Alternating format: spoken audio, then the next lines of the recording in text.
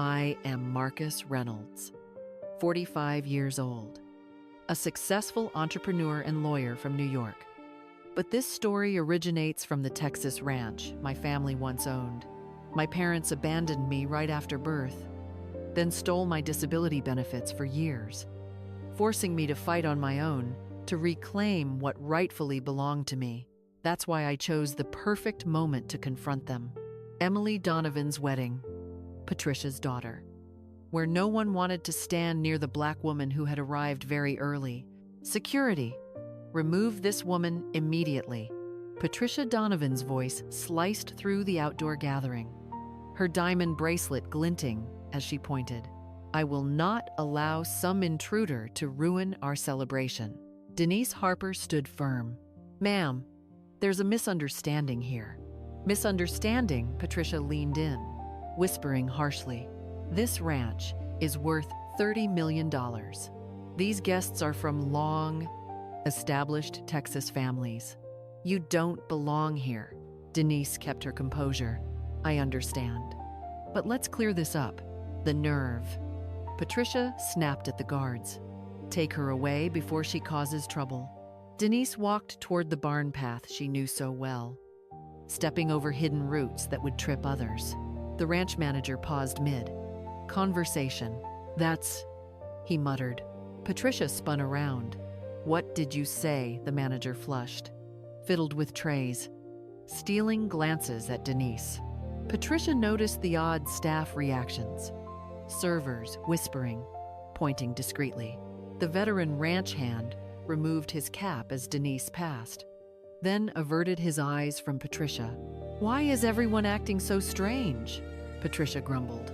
Denise moved through the property with clear familiarity, dodging old sprinkler lines without looking down, touching the pecan tree with carved initials from long ago. Patricia followed from a distance. Irritation building. That woman is surveying our land like she's planning to claim it. Then the entire ceremony hall fell dead silent as the bride bowed respectfully before him. Emily Donovan dropped to one knee in her white gown, head lowered. Marcus, she said, voice trembling with gratitude.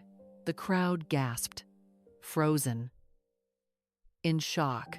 Patricia's face twisted in confusion. What is happening? Guests murmured. Phones raised, but no one moved. The air thickened with unspoken revelations. Before diving deeper into my story, let me know what time you're watching and which city you're in so I can see how far this tale has reached. If you've ever been betrayed by your own family like this, hit like, share your experience in the comments, and subscribe to the channel so you don't miss real life stories that expose hidden truths. You won't want to miss the justice unfolding. That morning at the sprawling Texas ranch, Emily Donovan's wedding was underway. Patricia Donovan waved dismissively at approaching security. Escort her out immediately before she embarrasses us further. Denise's hands remained calm at her sides, her voice steady and poised. As you wish. Patricia had no idea she had targeted the wrong person. Denise headed to the side path instead of leaving. Following the route around the old fence posts, she remembered, well, the catering lead stopped mid. Our sentence. Donovan. That's... She trailed off. Patricia spun. What did you say? The lead flushed. Busied herself with trays, stealing glances at Denise. Patricia spotted the strange staff reactions. Servers huddling, pointing discreetly. The veteran ranch hand removed his cap as Denise passed, then ducked Patricia's glare. What's with all this weirdness? Patricia muttered under her breath. Denise proceeded through the grounds with clear familiarity, skirting the irrigation ditches without glancing down, using the shortcut by the tool shed that only insiders knew. Her fingers grazed the fence where initials had been etched years back. Patricia trailed at a distance, annoyance mounting. That woman is surveying our land like she's plotting something. The event coordinator approached nervously. Donovan, perhaps we should... What Patricia's tone sharpened. Allow some stranger to disrupt our event? No way. Denise paused by the stock pond, gazing at the dock her grandfather built in 1950. 2. The plaque reading Reynolds Ranch had been removed 2 decades ago, but she knew its spot. An aging wrangler approached warily. "Miss Denise." "Is it really you?" Patricia's head jerked. "Miss Denise, you know her." Harold Bennett stammered. "She used to come here a long time ago." His voice was faint. Denise turned with a warm smile. "Hello?" "Harold, the fields look wonderful under your care." His eyes welled up. "Miss, your dad would be so proud. You resemble him so much." Patricia stepped in. "Whatever scheme this is, it ends now." She yanked Harold's arm. "Back to duties."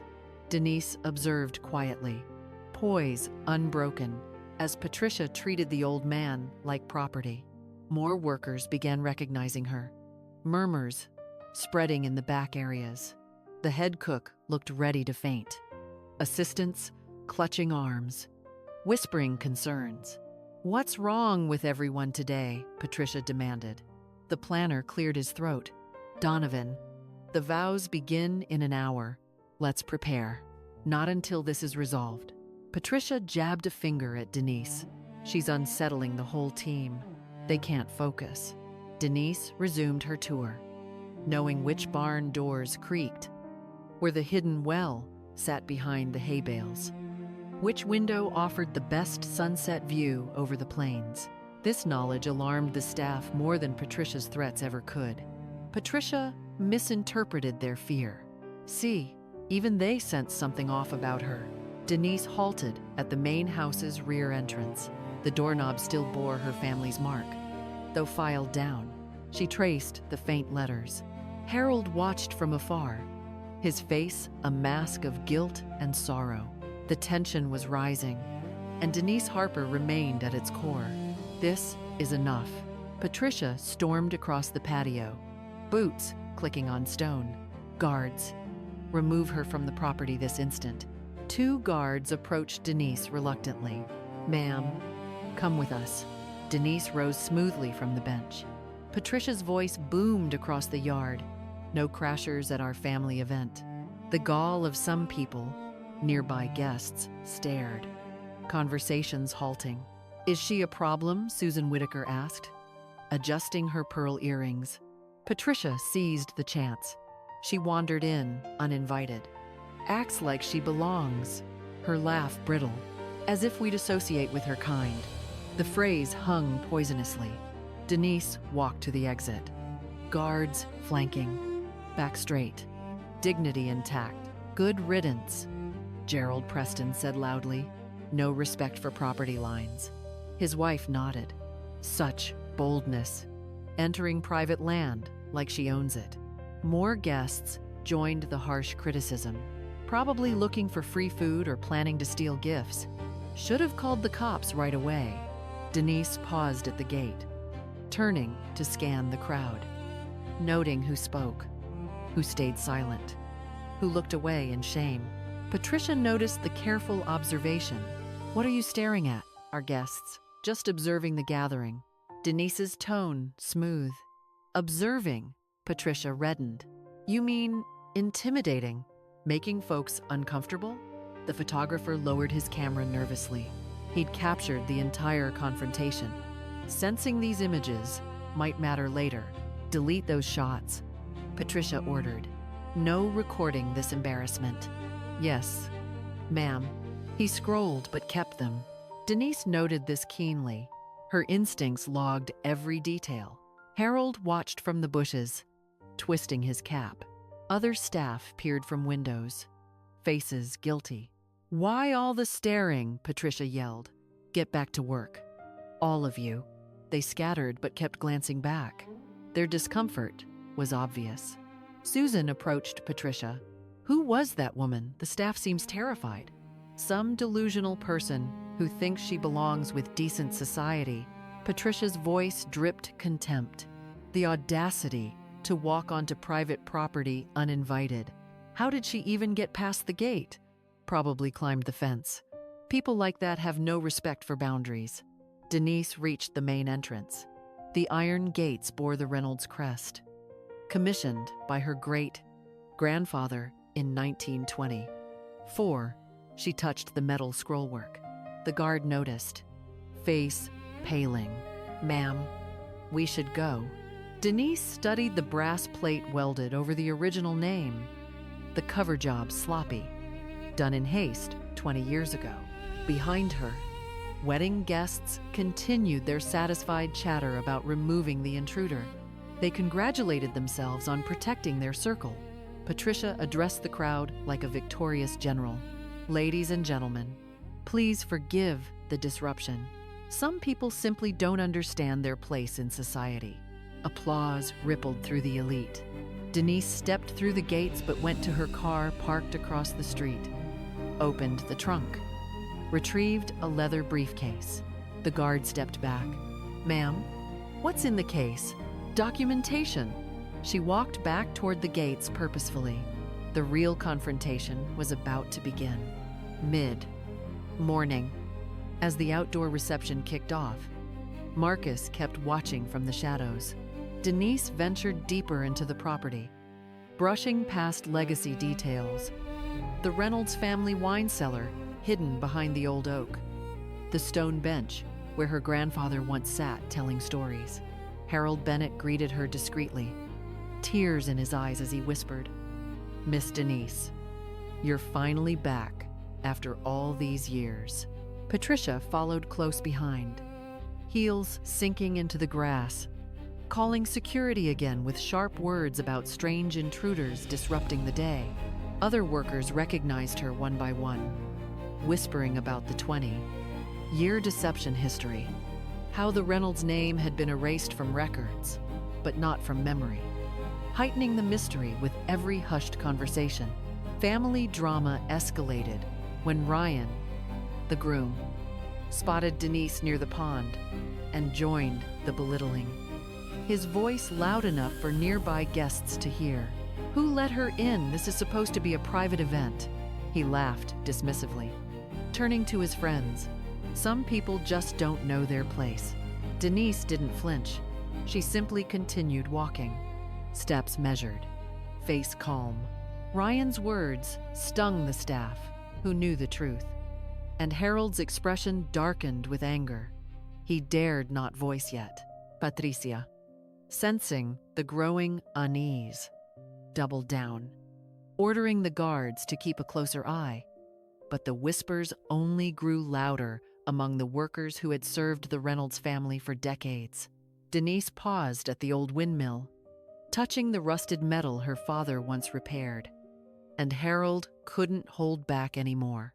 "Miss, your grandfather's initials are still carved on the base. I never let them erase it completely." Patricia overheard and snapped. "Harold, if you value your job, keep your mouth shut." But the damage was done. The seed of doubt had been planted, and the staff's loyalty began to shift visibly. By noon, as guests gathered around the banquet tables for lunch, Marcus returned with his briefcase of documents. He took a side table away from the main crowd, opened the papers, proving ownership of the ranch. Original deed from 1920. 20 years of continuous tax payments through a trust. Inheritance records from his father's estate. Patricia blocked him immediately, voice rising. "You can't just sit here with fake papers." Guests like Gerald laughed mockingly. "Look at this. More forgery attempts." Detective Kevin Mallory arrived as a guest, recognized Marcus instantly, and pulled out his phone to check public records. The initial revelation hit hard. No sale recorded in county files. Marcus had paid every tax bill for 2 decades. Patricia denied it furiously. "This is a scam." Kevin confirmed via call to the county clerk. Clear signs of deception on record. The crowd's mood shifted from ridicule to confusion. Then, dawning shock as the evidence mounted. Early afternoon, as the main ceremony began, tension spread to the aisle. Patricia fought back. desperately, calling attorney Daniel Fletcher. Convinced it was all a scam, Emily spotted Marcus in the back, publicly called his name, bowed deeply in thanks, revealing he had saved her from prison for money laundering 3 years earlier by arguing for rehabilitation instead of jail time. Ryan detailed the past mercy in front of everyone: community service, counseling, restitution that changed his life. The power reversal was complete. Guests shocked. Family drama exploding as Patricia argued fiercely with Emily. "How could you keep this from me?" Emily's response was quiet but firm. "Because you never asked. Mom, you never listened." Late afternoon, as Daniel arrived at the ranch, the group gathered around the document table. Marcus presented irrefutable evidence of deception: forged letters, bribes to officials, altered public records. Daniel checked and panicked, face ashen. Patricia denied everything at first, but Kevin confirmed via call to federal colleagues. Clear signs of deceptive practices at the federal level. Peak conflict erupted. The Donovan family faced immediate lawsuits. Ryan pleaded for mercy, but Marcus refused. Initial consequences rolled in. Kevin called for an IRS tax audit, which could lead to bankruptcy and asset seizure. The ranch's future hung in the balance. By evening, when the wedding had completely fallen apart, Marcus stood at the ranch gate. He reclaimed ownership through swift civil litigation. Realistic in the US, with clear evidence and public records. Real. Life consequences followed. Patricia faced 5 years in prison for tax evasion. The family bankrupted and forced to sell assets to pay debts and penalties. Denise, the central figure who had been avoided all day, commented on the lesson with quiet authority. Discrimination and deception always come at a cost. Social justice in America demands accountability. Never let your legacy be stolen. Persist in reclaiming it. Document everything and stand tall when the truth finally speaks. The story's value for viewers: it encourages fighting family fraud, respecting diversity, and understanding that real US legal examples show mercy isn't always required. Cutting ties can protect yourself and force real change.